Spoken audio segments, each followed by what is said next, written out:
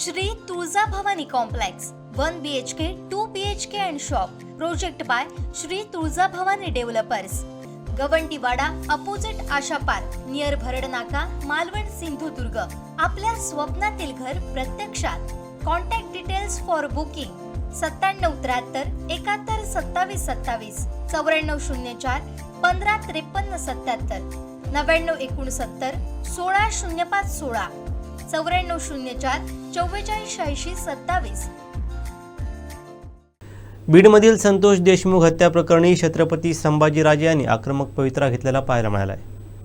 महाराज तुम्ही आज बीडला मोर्चाला जात आहेत, काय तुमचं म्हणणं आहे? काय आणि मोठ्या संख्येनं नागरिक तिथे येत आहेत? कैलासवासी संतोष देशमुख यांची इतक्या क्रूर पद्धतीने हत्या झाली, छत्रपती संभाजीराजे अत्यंत दुःख आहे आणि एक महाभयानक परिस्थिती महाराष्ट्रात निर्माण झालेली आहे आणि महाभयानक परिस्थिती मला सांगायला सुद्धा लाज वाटते ती म्हणजे बीड पॅटर्न मध्ये बोलतोय, संभाजीराजे बोलताय। हे बिहार पाटील सारखं करायचं आहे का हा प्रश्न विचारण्याची वेळ आलेली आहे। 19 दिवस झालेले आणि अजूनही राहिलेले आरोपी त्याला अटक झालेली नाही। लाईव्ह ग्रुप त्यांचा मोठ्या वाल्मिक कराड हा कुठं पळालाय, याला कुठं पकडलं गेलं नाही। नुसता मोकाल लावतो म्हटलं विधान भवनाच्या पटलात असं चालणार नाही।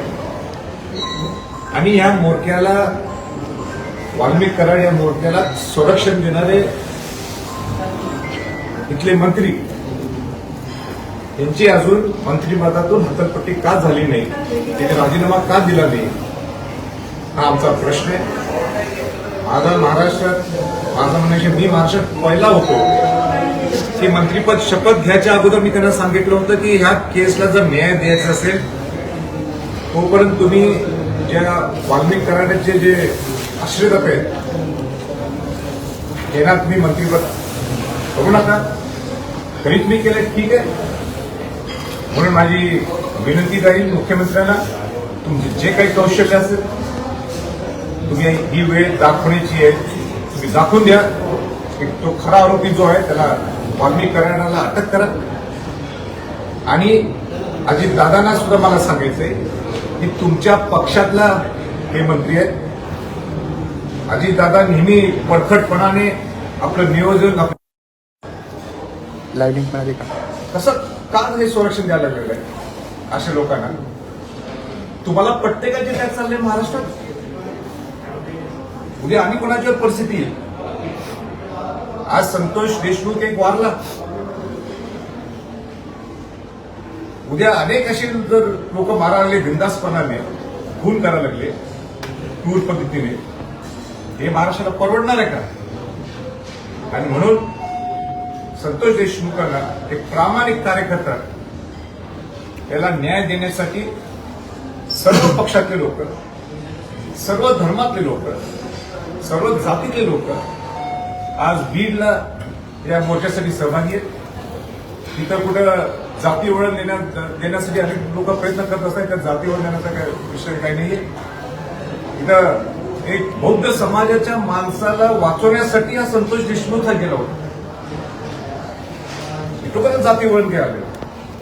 आणि म्हणून आम्ही सुद्धा वाट पाहत आहोत सरकार काय नेमकं आणि कठोर भूमिका काय घेईल।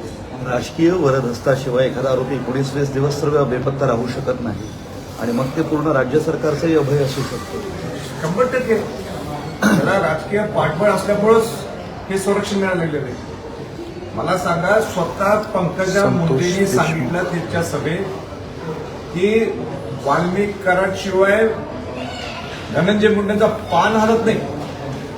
आज पंकजा ताई सुद्धा का बोलत नाही पुढे? त्या दिवशी बोलून गेलं, पण हत्या झाल्यानंतर का बोलत नाही? हे तुम्हाला दोघांना परवडते का? दोघांनी चालते का धनंजय मुंडे पंकजा ताईंना की जे बीड मध्ये चालले?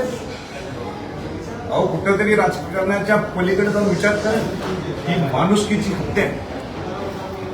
कुठल्या माणसाला पटणार आहे? ज्या पद्धतीने त्याचा क्रूर हत्या केलेली आहे, कोण सहन करणार आहे? बीडमध्ये गुन्हेगारीचा अतिरेक झालाय. ही घटना फक्त एक म्हणजे दिशा दर्शवणारी ठरलेली आहे. याआधी बीडमध्ये असले प्रकार खूप जास्त होत आहेत. खरंच आहे. मी सुद्धा म्हणजे राज्यात सगळ्यात जास्त परवाने एक छोटा जिल्हा असून बीडमध्ये आहे मी सुद्धा बंदुकांचे. थकीत झालो. जे रिपोर्ट आलाय की 1200 रिव्हॉल्व्हरचे काही पिस्तलचे परवानगी इथं आहेत. स्वतः धनंजय मुंडे बंदूक घेऊन असे हो. हवेत फायर करताना किंवा असं हातात धरताना ते फोटो आहे. फोटो काढून सुद्धा कशी शकतात?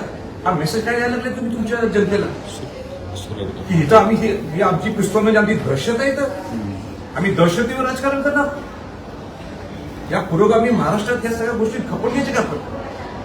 आता काही चालणार त्यासाठी आमचं बीड माझा मुंडेंचा राजीनामा घ्यायलाच हवा. द्यायलाच पाहिजे त्यांनी. मी आज नाही मागत. मी पहिल्या दिवशी त्यांना मंत्रिपद देऊ नका हे मी सांगणार. मी पहिला आहे का मी त्या लोकांच्या जनतेच्या भावना पाहिजे. मी ज्यावेळी संतोष देशमुख यांच्या घरी गेलो होतो भेटायला त्यावेळी 23 दिवसानंतर हे आरोपी पकडले जाते. हे राज्य सरकारचं अपयश आहे का? गृहमंत्र्यांचं अपयश आहे? अपयश हे अपयश आहे की काय पुढे बोलले काय करतात त्याच्यावर दुसरे एका शब्दावर पकडण्यापेक्षा ही सरकारची जबाबदारी तुम्ही एसआयटी नेमा एसआयटी नेमा. तुम्ही एसआयटी नेमला पुढं काय मुवमेंट झाली? कुठे आहे ते सगळे आरोपी? तुम्ही या आरोपीने सारा पकडू शकत नाही. कुठे आहे तो मोरक्या? आणि या मोरक्याचा जो बाप आहे त्यांना माहित नाही कुठल्या अड्ड्यावर बसलेले ते.